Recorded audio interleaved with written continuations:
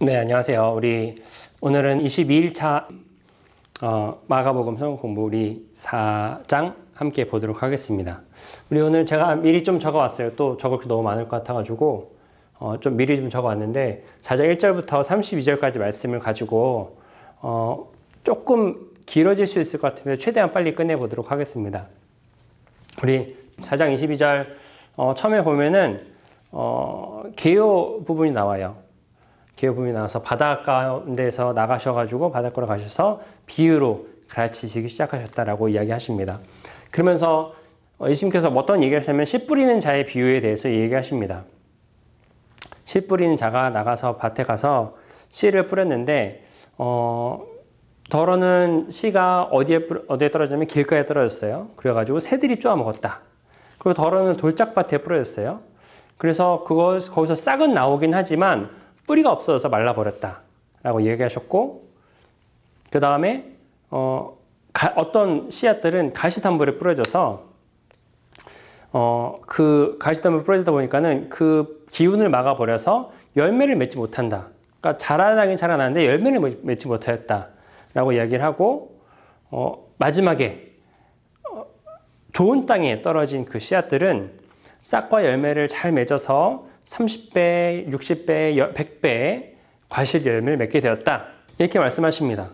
그러면 우리들은 궁금할 수 있을 것 같아요. 왜 어떤 씨앗들은 왜 농부들이 길가에다 뿌렸고, 왜 어떤 것들은 돌짝밭에다 뿌렸고, 왜 어떤 것들은 가시덤불에다 뿌렸고, 왜 어떤 것들은 좋은 땅에 뿌렸을까? 전부 다 좋은 땅에 뿌리면 되지 않을까? 라고 생각할 수도 있을 것 같아요. 우리는 충분히 그렇죠? 그런데 우리가 그 당시의 농경 문화를 이해하자면, 그 당시의 농경 문화는 우리가 생각할 때는 밭을 먼저 갈고, 그리고 밭에 홈을 내가지고 거기다가 씨앗을 뿌리고, 그렇게 다시 덮고 하잖아요. 그것이 우리가 생각하는 일반적인 농경 문화인데, 이 당시에는 먼저 씨앗을 그냥 다 뿌렸대요. 여기저기 그냥 밭 근처에다가 씨앗을 쫙 다 뿌리고, 그 다음에 밭을 간 거예요. 밭을 간 거예요. 그러다 보니까는 씨앗이 가운데 쪽에 뿌려졌던 씨앗들은 당연히 그 밭 안에 있었겠지만, 그 근처에 가장자리에 있던 씨앗들은 이렇게 날아가서 돌짝밭에 가기도 하고, 길가에 떨어지기도 하고, 또 때로는 그 가시덤불 사이에 들어가기도 하고. 그래서 이제 예수님은 이것을 비유로 든 것이에요. 야, 너희 씨앗들 보이지? 씨 뿌린 자가 씨앗을 뿌린데 어떤 것들은 모든 씨앗이 다 밭에 있지는 않잖아. 모든 씨앗이 다 밭에서 잘 자라지 못하고, 어떤 것들을 보면 새들이 쪼아먹기도 하지, 어떤 것들은 돌짝밭에 떨어지기도 하지, 어떤 것들은 가시덤불로 가기도 하지, 이렇게 말씀을 해 주신 것입니다. 씨 뿌린 자의 비유는요, 제가 생각할 때는 씨 뿌리는 자가 우리가 되기도 하고, 또 씨가 뿌려지는 이 땅이 우리가 될 때도 있습니다. 우리는 양쪽을 다 생각해 볼 수 있을 것 같아요. 그래서 그것에 대해서 우리가 조금 더 나중에 이 씨 뿌린 자의 비유에 대해서 설명을 하시는 부분에서 함께 보면 더 좋을 것 같습니다. 그 다음에 이것에서 씨 뿌린 자를 비유를 들면서 말씀하신 다음에 중간에 비유에 대해서 갑자기 설명해 주세요. 비유란 의미가 무엇인지 아느냐? 우리가 지난 회차에 지난번 유튜브 방송 가운데 얘기했던 것처럼, 비유란 너희에게는 바로 하나님의 나라이고, 그리고 듣지 못하는 그들에게는 수수께끼와 같은 것이다 라고 10절에서 12절까지 말씀을 하십니다. 그러면서 하신 말씀이 들을 귀 있는 자는 들으라. 야, 너희가 들을 마음의 준비가 되어 있느냐? 그러면 너희에게는 바로 이것이 하나님의 나라의 비밀이 될 것이야. 그런데 들을 귀 없는 사람, 귀가 진짜 귀를 말하는 것이 아니라 그런 마음의 준비가 되어 있느냐? 그런 마음에 듣고자 하는 마음이 있느냐? 그것이 바로 듣고자 하는 사람에게는 하나님의 나라의 비밀, 그렇지 않은 사람들에게는 수수께끼가 될 것이다. 똑같은 패러블이지만 어떤 사람들에게는 하나님의 나라를 알 수 있게 되고, 어떤 사람들에게는 수수께끼. 똑같은 패러블이지만 어떤 사람들에게는 이것이, 다른 사람들에게는 저것이 될 것이다. 그러면서 씨 뿌린 자의 비유를 설명하세요. 씨 뿌린 자의 비유에 대해서 4장 13절에서부터 20절까지 말씀을 통해서 말씀하시는데, 새들이 쪼아먹는다. 제가 여기 쓸 공간 이쪽에 있으니까 이쪽에 쓰도록 하겠습니다. 새들이 쪼아먹는다 그랬잖아요. 새들이 쪼아먹는 것은 무엇을 말하냐면, 사탄이 말씀을 바로 빼앗아가는 거예요. 말씀을 바로 빼앗아감.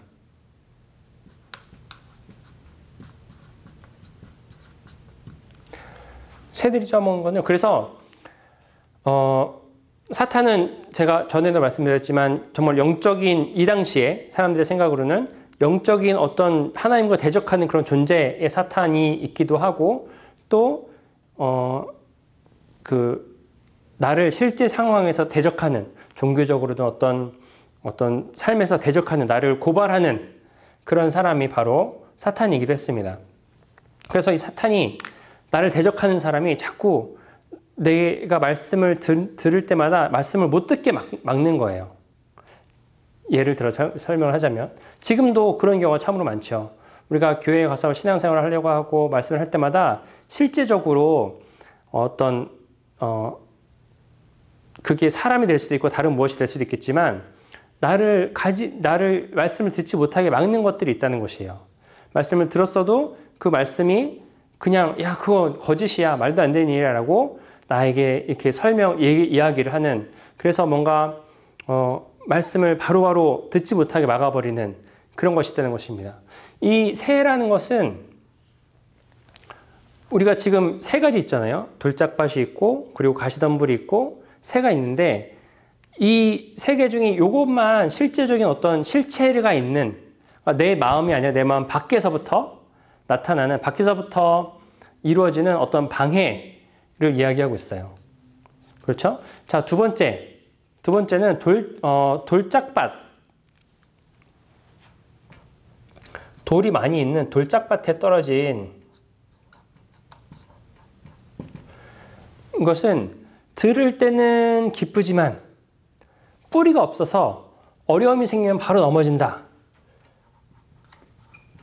들을 때는 오케이, 좋아요. 잘 들었어요. 근데 어려움이 생기면 뿌리가 없어서 바로 넘어진대요.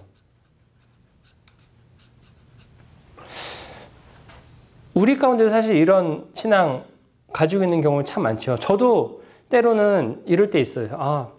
내가 정말 열심히, 내가 하나님 가운데, 은혜 가운데 살아가고 있다고 믿고 있는 와중에 나는 예수님 말씀을 잘 듣고 내가 정말 변화됐다라고 생각하면서 살아가다가도 어느 순간 나에게 큰 일이 닥치면 염려하고 힘들고 마음 가운데에 바로 쓰러지는 이런 일이 생길 때도 있습니다. 또 가시덤불, 마지막으로 가시덤불에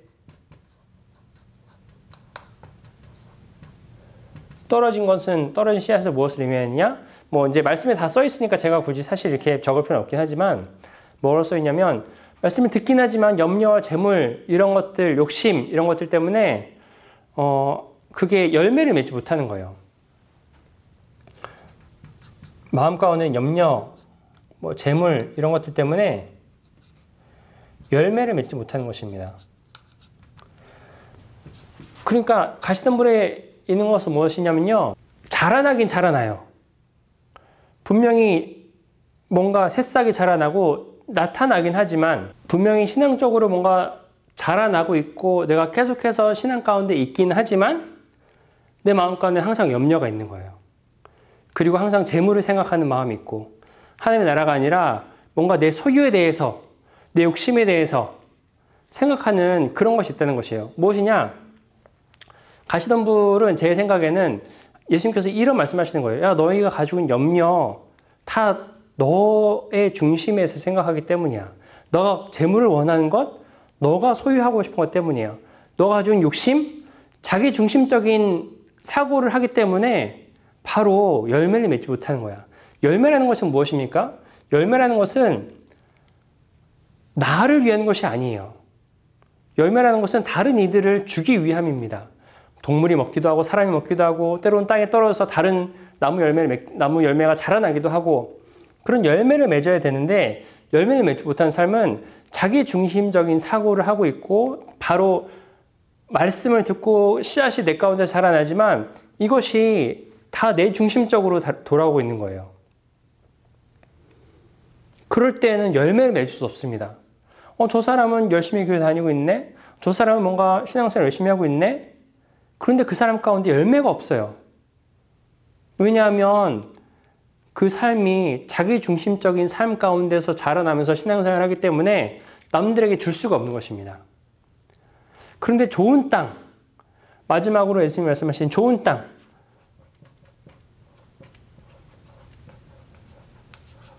이 좋은 땅에 뿌려진 씨앗들은 30배, 60배, 100배의 열매를 맺는다, 과실을 맺는다라고 써 있습니다. 좋은 땅이란 어떤 땅이냐면요, 열매를 맺기 위해 준비가 된 땅을 이야기하고 있어요. 내가 하나님께 열심히 기도하고 열심히 찬양하고 그런 것들 당연히 자라나기 위해서는 굉장히 중요하지만, 아까 얘기했던 것처럼 자라나기만 하고 가시덤불에 있는 것처럼 자라나기만 하고 계속해서 나의 재물에만 욕심이 있고 내가 가지고 싶은 거, 내가 소유하고 싶은 것에만 욕심이 있고 또 세상 가운데 염려 가운데에서 뭔가 모든 염려들은 다 하면서 내가 열매 맺고 싶어 한다? 그건 열매를 맺을 수 없어요. 열매를 맺는다는 것은 남에게 주기 위해서. 이 좋은 땅이란 무엇이냐? 그런 마음가짐이 되어 있다는 것이에요. 나만을 위해서 신앙생활하는 것이 아니라 다른 사람들을 위해서도 말씀을 전하고 내 삶을 다른 사람들과 함께 나눌 수 있고, 그것이 바로 30배, 60배, 100배의 결실을 맺는 그런 삶이라는 것입니다. 여기서 30배, 60배, 100배는요, 사실 크게 뭐 의미가 있는 것이 아니에요. 뭐 어떤 사람들은 굉장히 능력이 좋아서 100배를 맺고, 어떤 사람은 좀 능력이 덜 좋아서 30배를 맺고, 이런 것이 아니라 씨앗 하나에서 어떤 거는 뭐 10개가 나오기도 하고, 어떤 개는 20개가 나오기도 하고, 씨앗 하나에서 여러 개 여러 열매가 나오기도 하고, 어떤 나무에서는 씨앗 하나에서 어떤 나무에서는 30개 열매가 나오기도 하고, 어떤 나무에서는 100개 열매가 나오기도 하고, 이제 그것을 설명하신 것이지, 뭐 이게 30회냐, 160이냐, 100이냐, 이것이 중요한 것이 아니에요. 중요한 것은 열매 맺는 삶. 단 하나의 열매라도 다른 이들에게 전할 수 있는 삶. 난 아직까지도 내 중심적으로 살아가는 사고를 버리지 못하고 살아가는 사람도 있을 수도 있을 것 같습니다. 그래서 나는 저 사람들처럼 뭐 성인처럼 나는 정말 베푸는 삶을 그렇게 살아가지 못할 것 같아요. 전 이 30배, 60배, 100배의 삶처럼 그렇게 나의 삶을 다 나눠주는 삶을 못 살 것 같아요. 물론 그럴 수 있어요. 물론 그런 사람도 있을 수 있습니다. 그렇지만 단 하나부터라도 시작하는 것이 중요할 것 같습니다. 내가 단 하나의 삶을 나눠주고 베풀고 하는 삶을 살아가다 보면은 이게 30, 60, 100이 중요한 것이 아니지만 더 많은 열매를 맺을 수 있고, 단 하나의 나눔만으로도 분명히 하나님께서는 기뻐하시는 삶을, 우리를 기뻐하시는 그런 모습을 우리가 또 경험하고, 또 우리가 하나님 안에서 기뻐하는 삶을 살아갈 수 있을 거라고 생각합니다. 오늘은 일단은 지금 우리 여기 10분인제 비유까지만 했는데 오늘 여기까지만 하고 마치도록 하겠습니다. 우리 다음번에 다시 나머지 부분도, 원래 하루 만에 다 끝내려고 했는데 조금 더 시간이 필요할 것 같아요. 자, 기도하도록 하겠습니다. 하나님 감사합니다. 주님, 주님께서 우리에게 씨 뿌리는 자의 비유를 통하여서 우리의 삶이 어떤 삶이어야 하는가에 대해서 함께 나누었습니다. 하나님, 우리의 마음밭 가운데에 어떤 마음밭이 있는지, 나의 마음밭은 어떤지 잘 생각해보는 삶을 살아가기를 원합니다. 하나님, 내 마음밭이 아직은 주님을 받아들일 준비가 안 되어 있는지, 혹은 주님, 내 마음밭 가운데 열매를 맺지 못하고 있는 그런 삶을 살아가고 있지는 않는지, 혹은 정말 주님께서 그 주신 마음밭에 내 씨앗이 잘 자라나고 있어서 정말 열매를 맺을 준비가 되어 있는지, 열매 맺고 남들에게 나눠주는 그런 삶을 살아가고 있는지, 그런 모습들 가운데 우리가 하나님을 발견할 수 있도록 하여 주옵시고, 함께 감사하며 살아갈 수 있도록 하여 주옵시고, 하나님을 기뻐하며 살아가는 죄가 될 수 있도록 하여 주옵소서. 감사합니다. 주님 예수님의 이름으로 기도드립니다. 아멘.